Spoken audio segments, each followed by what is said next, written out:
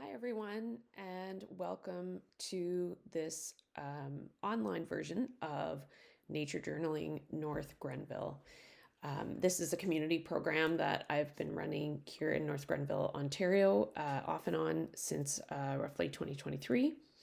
And given that we are about to get a lot of snow this afternoon, when a lot of people might be driving out to the event, I figured I would make an online version of the presentation portion of today's activity so that you can still get some interesting insights and hopefully have some inspiration to start thinking differently about mammals in our region.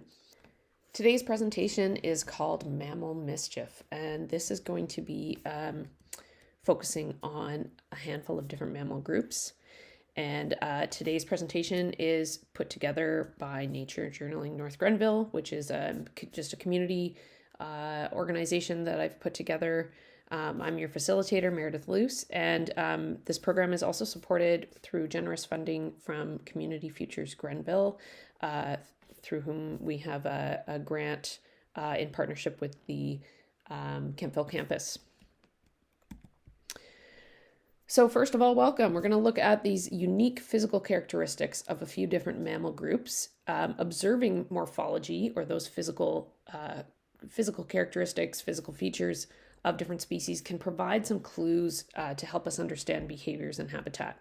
So here we can see a couple of raccoons. These are ones I photographed a number of years back. I don't remember when, but certainly I would say at least 7 or 8 years ago. These are in some retaining boulders along Kemptville Creek, and you can see they were crawling in and out of these different rocks. Our focus today. So this is a vast subject. I really do want you to consider this as just a starting point. It's just the tip of the iceberg for this subject matter, and hopefully you will do a little more investigating and research on animals that interest you or regular visitors to your backyard, based on some of the stuff we touch on today.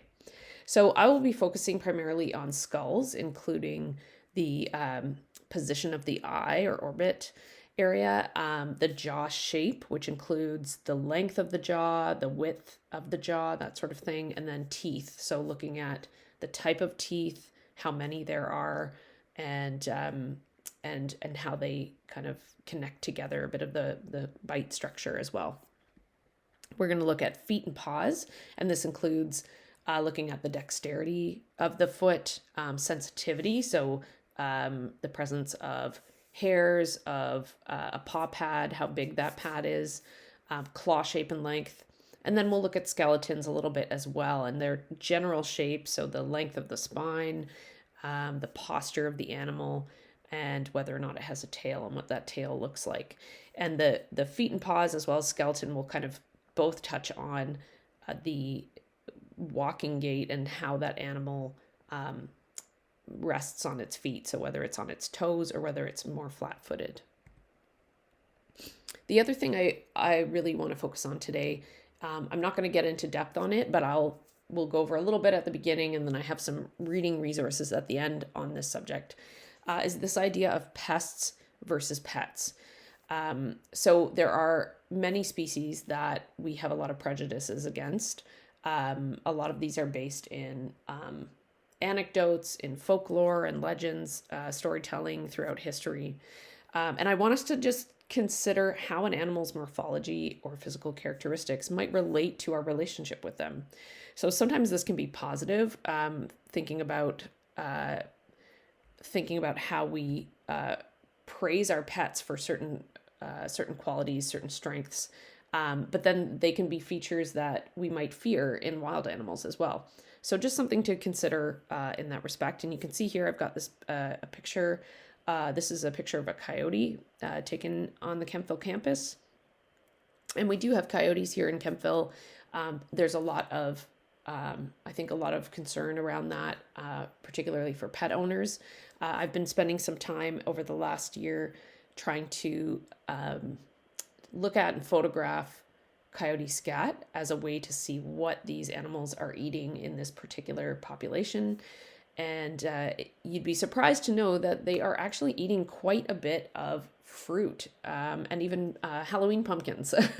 And the fruit they're primarily eating are things like apples and crab apples, cherries, things like that, that they're finding even in the wintertime. I've found some scat very recently in February now that was almost entirely composed of apples. So they aren't necessarily, if they're unable to hunt wild prey, sometimes they're foraging and eating a more diverse diet.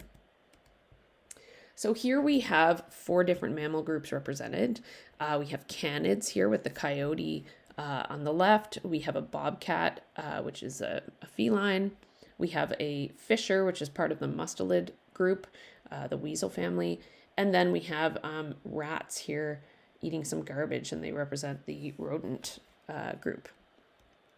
So these wild animals, I picked these because they are species that we tend to have negative feelings about in many cases. Maybe less so with the bobcat. I didn't put a picture of a cougar here because although it is the most, I would expect the most feared of the feline mammals that we have in Ontario, they are so rare. It didn't seem relevant to include that. Bobcats are definitely more common in our region, and they can certainly, any animal can have a negative interaction with human or pets, but I would say that, we perceive them differently than we would a domestic animal. So I have these guys representing the felines. Here we can see below, these would be the kind of positive animals in our domestic lives that relate to each of these groups. So we have another canid, we have a domestic dog, and you can see this is a search and rescue dog. So the coyote's ability to sniff out and hunt prey, which could include, finding where you have chickens or livestock, rabbits, things like that they might go after. That's a trait that we really we dislike in this wild population. However, in our domestic population, it's a feature that we really praise these animals for. So here we have our domestic cat. So this kind of connects into our relationship with rodents, but this domestic cat is catching a mouse, and presumably that's something that a lot of people are very happy about when they have cats, barn cats, that sort of thing. That their predatory abilities are something we praise them for.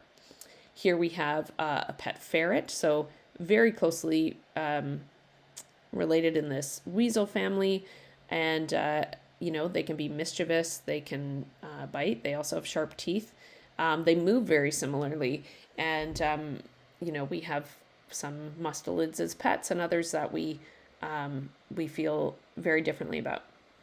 And then here we have wild rats. I believe these are the brown rat species. And then a domestic hooded rat, which are very commonly kept as pets. And of course, rats are used as well for medical research very commonly. So this is just an opportunity to look at how our relationship might be different, how you feel differently when you look at this group of photographs versus this group of photographs. And we have, again, these same mammal groups represented, but in a very different context. So I'm not going to do this for all of the mammal groups, but I thought this would just be a topical one because there are a lot of dog owners and a lot of rural communities, and then urban sort of suburban neighborhoods have interactions with coyotes. So I found an interesting study on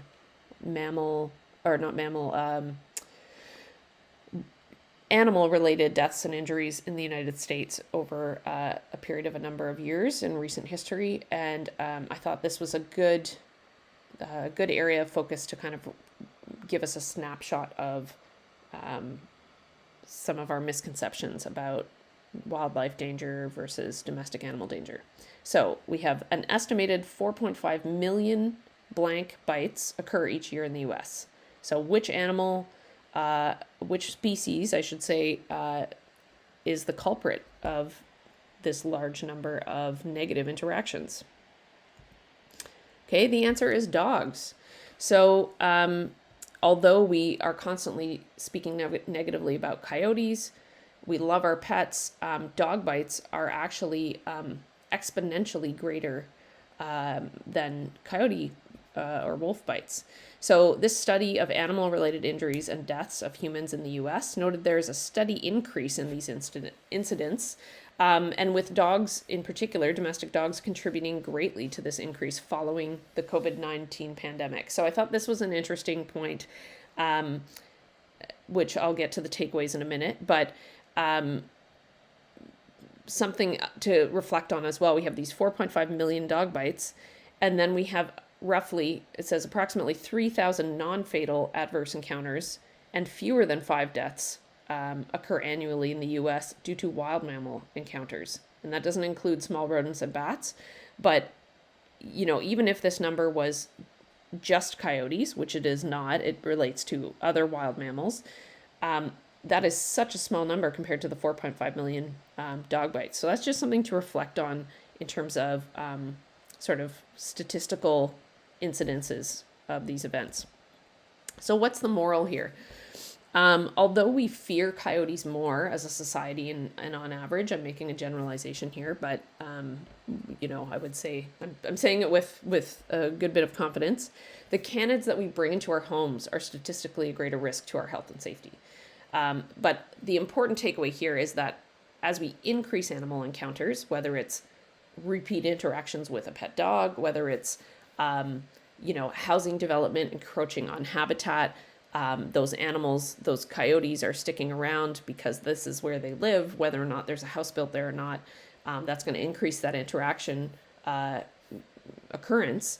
When we increase those interactions, we also increase negative encounters as well, just simply because those interactions are occurring more frequently.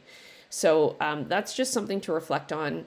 If you are wanting to avoid negative interactions with coyotes particularly, there's lots of research out there on different strategies to avoid them.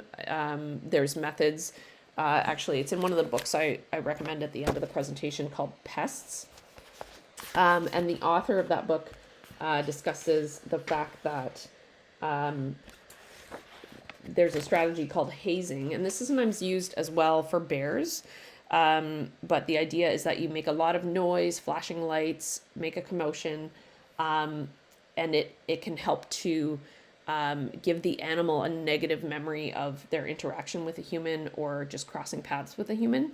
However, because the interactions with people can vary, the author here writes, some people will haze, some will take photos, and some might even prefer snacks. So all of these affect how a coyote will react when it sees a human the next time. So it's just important to remember that anytime you do interact with a wild animal, you're sort of educating it on what it's like to be around a human. So you have a bit of a responsibility there to behave in a way that will not encourage more negative interactions. One great thing you can do is keeping your pets on a leash when you're out for walks in the forest. That will definitely reduce the interactions that your pet has with wildlife. All right. So now we're going to jump on to looking at morphology. So again, this is the real focus of the presentation, but I do want participants to kind of reflect on things we can learn about species and our relationships with them, because that is a big part of looking at ecology and stewardship, because we are, as humans, part of most ecosystems nowadays. So we're going to start with looking at skulls and looking particularly at eyes. So the orbit, which you can see is labeled in the diagram here, and that's like the eye socket area. So the orbit can often tell us whether this species is more commonly a predator species or a prey species. So we do have certain species of animals, let's say like a raccoon, which might be hunted by something like coyotes. However, well, and even like baby raccoons could be hunted by large birds of prey, that sort of thing. But they are more often going to be seeking out smaller prey. So again, this isn't a tried and true strategy, but it definitely can help us narrow things down. So let's look at these two skulls and see if we can determine who is the predator and who is the prey between these. And you'll notice that I've covered up the teeth and jaw area. That's because those can also be significant clues. So this orbit we can see is in the front half of the skull. So here's the nose. This orbit is more on the side of the skull. So based on where they're located, when we divide these skulls in half, the fact that this one is towards the front most likely means that the eye is going to be forward facing, right? Like in a human skull, our eyes are on the front of our skull and they point forward. Our peripheral vision is kind of limited. This mammal here, the orbit is like right in the center of the head. And that means that animal is going to be able to see a really wide range of view because they've got an eyeball on each side of their skull. So the predator, this is the top one, it has a slightly smaller orbit, and the prey has a slightly larger orbit. So the predator, they need to be able to see well, certainly, but they might be hunting using other methods as well, such as, mammals with whiskers can use that. They can sense vibrations. There's usually a really excellent sense of smell. The prey is going to have a bigger eye because they really need to be watching for their safety while they're busy eating or foraging. And we can see as well here the placement is a big contributor. So the predator's orbit is at the front of the skull because it's looking forward and hunting, and then the prey's orbit is more to the side because it's going to give it that big range of view where it can keep an eye out for danger. Okay, now we're going to look at teeth and jaws. And these are not, I should let you know, these aren't necessarily the same two skulls that are pictured for the eyeball part here. So we're going to look at teeth and jaws. Teeth have evolved a lot like tools. So they serve each species' particular needs. And again, their needs in terms of diet, hunting strategy, and so on. So think about, for humans, think about how our molars, which are those really big, flat teeth towards the back of our mouth, versus our incisors, so our front set of teeth, how do those work differently as tools for us, right? We can use these same clues to look at mammal teeth. So what might these two mammals eat based on the type of tooth that they have, the shape of the tooth, and the quantity of teeth? So we have this mammal on top has quite a lot of these incisors, right? But we can see that the sort of shape and size of these front incisors mostly are quite small, right? These two sort of canine teeth are certainly, they're large, but they're not humongous. And then we also have a bunch of these molar type teeth at the back. And when we compare to this one, this mammal has really big incisors and fewer of them. So we can see it's kind of a shorter, the number of teeth in the front is going to be slightly fewer, and fewer teeth here as well. And we can see also this, these back molar-like teeth are mostly quite pointed still. So perhaps not a lot of chewing up of things back here.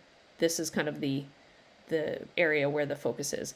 On this upper mammal, notice how much longer this jaw is. That the length of the jaw gives more room for all of those molars and that extra space for mastication, for chewing, compared to this one on the bottom that has much shorter jaw. Okay, and we can look here at the skull length. I've made this little chart with a skull length versus jaw length. So this top mammal, its jaw length is proportionately a much greater part of its skull, whereas this bottom one, the jaw length is not quite as like percentage wise, it's not as much of the ratio of the whole skull. So think about what might the benefits of these two qualities be. Okay, and we can also look at the shape of these teeth. So these back teeth, they have some kind of points to them, so they might still be used for a bit of cutting, but they're a little more round, so more molar-esque in terms of looking at like our molars for chewing, versus this one, teeth in the similar position within the mouth are still quite sharp. So something to consider here. All right, so paws and feet. And I can give you, I guess I should tell you. So this top one, in case you're puzzling this together, this is the jaw of an opossum. So opossums are scavengers primarily. They're kind of like the cleanup crew that we have in nature. So they're going to be, they will be eating some meat and other things, potentially grabbing some prey with these sharp teeth, but they're going to be doing a lot of work chewing to deal with the variety of food they're going to eat. They're very opportunistic. They just kind of are getting whatever is out there. This one is from a feline.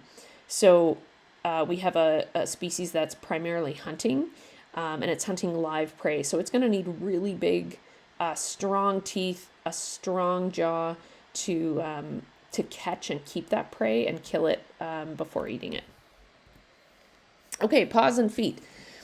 So feet can tell us a lot about an animal as well. So we can look at the claw shape and size, which can indicate whether the animal maybe digs or climbs or hunts with its feet or paws. We can look at the relative size of its feet in proportion to the rest of its body. So this might help indicate, how bulky the animal is, whether it needs to be light on its feet, so its speed, is it walking on toes or flat feet? And then we can also look at the shape and quality of its foot pads, obviously not factoring into ungulates who have hooves, but the foot pads of mammals can tell us as well how they're using that paw, and we'll look at that in a moment. This is a close-up of paws of an animal that I found deceased on the campus. This was a skunk that something had caught and then presumably been scared off from their catch. And look at these huge long claws that this skunk has. We can see they're not likely retractable, and we can kind of infer that based on the size of the paw and the length of these claws, that it's just not, does not seem likely or logical that they would be able to go in there. Also because the claws really come out like at the top of the toe, and they're a big part of the toe. When we look at feline claws that retract, they're kind of tucked in a little bit more, and we can see they're thinner. These ones are quite rounded, so really thin claws of a feline are going to be able to slide in and retract. So these are likely useful for digging. We have these big, long, thick claws that'll be able to work through tough earth. And skunks do a lot of digging to eat things like grubs and things out of soil. All right, so we just talked about those 2 points, so I'll skip ahead here. All right, so let's look at these two paws. What are some major differences between the paws of these two animals? So on the top here, we can do a toe count to compare to this one. We can look at the type of pad on the foot. How extensive is that pad compared to on this bottom animal, right? The amount of fur, the length of the toes, the length of the claws. So here are some key observations. So mammal number 1 has 5 toes, whereas number 2 has only 4. Number 1 has generally a hairless paw, though we can see some really delicate little hairs on its feet, which are there likely to help with feeling around for food. This mammal has a very hairy foot, so this is likely intended to be protecting and insulating. So we said long toes here. We've got shorter toes here. The entire foot is padded versus we have a partially padded foot. And we can see that the pad on this mammal's foot looks a bit more rough. It has more of like a sandpapery texture, whereas this one looks a lot more delicate and sensitive, and quite similar to if you hold up your own hand and look at the creases in your palm. So we can infer that this one is likely has thinner skin on that pad compared to this mammal. So how might they use their paws differently based on these unique features? So we can skip down to here. We can see this animal. It's got this kind of uniform surface on its paw. It's actually walking in a much more flat-footed way across this whole area. This mammal, we've got a lot of padding here on the toes, and we can see it's walking on those toes. So the toe pads are much thicker to protect it as it walks. So another way these mammals are using their feet differently. So I assume you've pieced together, this is a canid, so this is a coyote paw. But here, this is a raccoon paw, and look at how this raccoon is able to use those long toes and fingers, if you can call them that, I guess, to bend and flex in different ways. And then they've got this sensitivity in there, which is allowing them to do things like reach down, feel for different materials, to be able to get in all kinds of mischief. Oftentimes you might see raccoons in shallow water or puddles. Sometimes people think that the raccoons are washing their food. So what they're actually doing is raccoons will often hunt in like shallow streams and ponds and things like that, and they'll feel around in the water for things like frogs or invertebrates and other things, and they're just kind of feeling around to see what they can find to eat. And so if you see a raccoon with some, let's say, human source of food, and they've found like a little bit of water or something, they're likely just kind of replicating that process of feeling the food with their sensitive feet in that water.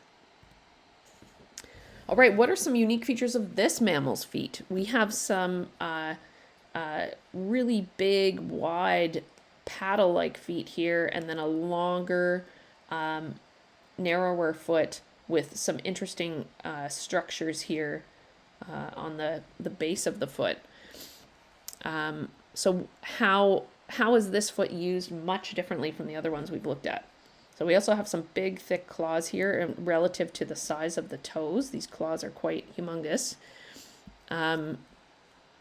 So these feet belong to an animal that does a lot of digging, and we can see that they need to have this this foot that's developed into almost like a spade or a shovel to push soil out of the way. And then these back feet have these great sort of sensitive surfaces to feel around, but then also a good grip with the structure of that foot. So these belong to a really cool creature called the star-nosed mole. And we can see their nose.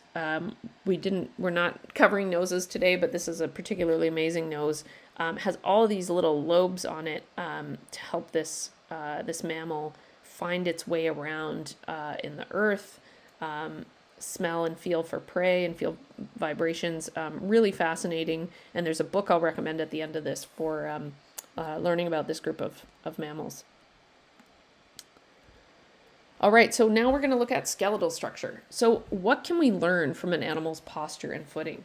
There is a great resource. I've put it built into the slide here, johnmuirlaws.com. So I've recommended this individual before. He has some fantastic nature journaling books out.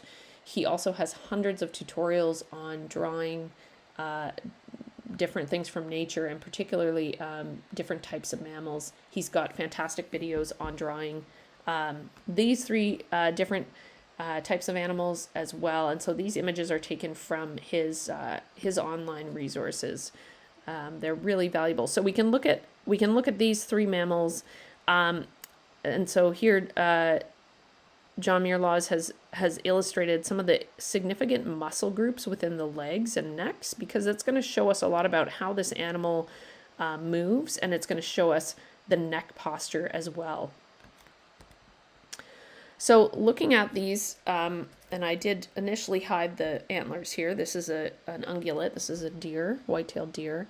But we can look at these and see this animal is a toe walker, so it's walking on its tippy toes. The heel is back there. And notice that it has these bent spring-loaded legs. So the how an animal is walking on its foot really impacts the position and shape of its leg. And we can see as well, this one, because it's on its toes, it's almost spring-loaded with the way these muscles are set up. So this is a mountain lion or a cougar, and we can see that it's kind of ready to spring at any time, just based on the way that its skeletal and muscular structure is set up here. So here we have another animal walking on its toes. So ungulates, their hooves are actually a couple of their toes. They are walking with much straighter legs. So they definitely have great muscles in here for movement, but there's this need to be tall and observing, looking for predators. And because they are up on these tippy toes, they're also going to be able to take off much more quickly when they run. You can think about, with looking at these two, think about when you watch sprinters take off for a race, they are often perched on these little wedges that allow them to kind of start off on their toes, much similarly to the position of these animals, because that's going to give you that quick launch rather than being on a flat foot. And then finally, we have a flat-footed mammal here with this hunched form. And these massive muscles here, a really big, thick neck muscle, which this hunched posture, we can see this animal needs to have a really strong neck. And it's carrying quite a lot of weight. And we can see from the way that it's positioned when it walks, both with the flat feet and the way it's kind of leaning forward, that this animal is more lumbering. It's not going to be as agile and dainty on its feet. It doesn't have that kind of quick speed and mobility that we're going to see in particularly like in this feline. And so this is a bear here, a black bear. So for those who attend in person, our Nature Journal workshops usually involve a significant portion of the event that is an opportunity to discuss some of the things we've talked about among your peers, sharing of knowledge and observations that individuals have had on their own nature exploration or reading they've done. And in today's event, I have a number of specimens available for participants to look at, to draw. Drawing can kind of help draw our attention to different qualities and features of things in nature. That's a big part of nature journaling. It's an opportunity, though, as well, to kind of make some quick sketches and then write in some observations in your sketchbook or notebook to help you kind of remember and reflect on some of the things we spoke about today. So the specimens that'll be at the workshop, I usually try to kind of circulate them around so that everyone gets an opportunity to look at them. And I also always have some other book resources, which I included in the slide presentation today, knowing that I would put up an online version of this. But I always bring some references like field guides and sometimes other just nonfiction, like science communication books that are written in a way that's really accessible and engaging, because I try to keep these workshops light, not too heavy on scientific jargon, although it can be very valuable in that field. A big part of the work I'm trying to do through Nature Journaling North Grenville is to engage the public more in learning about and understanding our regional ecology, improving our connection with our environment, and just helping people to get excited to learn more about nature and stewardship and what you can do in your own community, even just your own neighborhood within your community, for improving the relationships between humans and the ecosystem that we are a part of. I'm also going to post a skull ID challenge. So I may not build it right into this video, but But I'll post that as a resource for folks to download from the website. So if you would like to check that out, I'll put that on the naturejournalingng.com website, so you can grab that and see if you can challenge yourself to figure out which skull is which. So for further reading, here are a couple of great books if you want to understand more about some of the dilemmas we face in conservation work, species stewardship, as well as looking at species biases that we have now and also that we've had throughout history. So I've put together a little color code system here. I have not yet read the Call of the Wild book, but it is an award-winning book for science communication. I'm really excited to read that one. I'm just finishing up one on a book on geology that I'll definitely be recommending in future. But The Call of the Wild is next on my reading list. Of the ones here, I have two that I highly recommend. The book here, Where Do Camels Belong? It is quite interesting. Why invasive species aren't all bad. So looking at, the pros and cons of the presence of different supposedly invasive species, how we perceive them, again, their usefulness, our biases towards them, how sometimes managing invasive species can really be create more problems. It's an interesting book. I didn't get all the way through it. It wasn't my favorite of some of the nonfiction stuff I've read related to sort of nature and ecology, but it's certainly interesting, and the first 2/3 or so of it are have a lot of interesting information in there. So, but these two books here, Pests: How Humans Create Animal Villains by Bethany Brookshire, and How to Catch a Mole: Wisdom from a Life in Nature by Mark Hammer. These were both fantastic books. The Pests book is very funny. It's very fact-based. It's quite a lot of current data on statistics related to different sort of pest species and conflict issues in different parts of the world with them. And then historical nuggets as well. Quite fascinating. And then How to Catch a Mole. This is a really beautiful book. It's as much a memoir about this author's life as it is about his work, working to eradicate moles from people's properties in England, I'm pretty sure, is where, if I recall, is where it's set. But also really lovely and sprinkled with some poems he's written about his time in nature. Just a great read and a really quick read. I found both of them to be quite quick reads and really enjoyable. So hopefully those are some good resources if you're looking to read more on this subject. Our next event, Friday, March 13th. Usually we're the third Friday of the month. In March, we're doing it on a slightly different Friday just due to the March break in case people are traveling. And that event is going to be all about dendrology or tree identification. And as usual, I won't just focus on tree ID. We're going to talk about trees in general, and forests and different types of forest habitats that are conducive to different types of tree groups. And we're also going to look at some of the cool tree species that we have on the Kemptville campus. So as usual, if you want to contribute to the presentation with some photos or videos or nature journal entry related to the upcoming theme, you are more than welcome to do so. I love when people are sharing things that they've observed. You can just shoot me an email, and that's it. And then here's a list of just some references of where I grabbed some of the images for this workshop.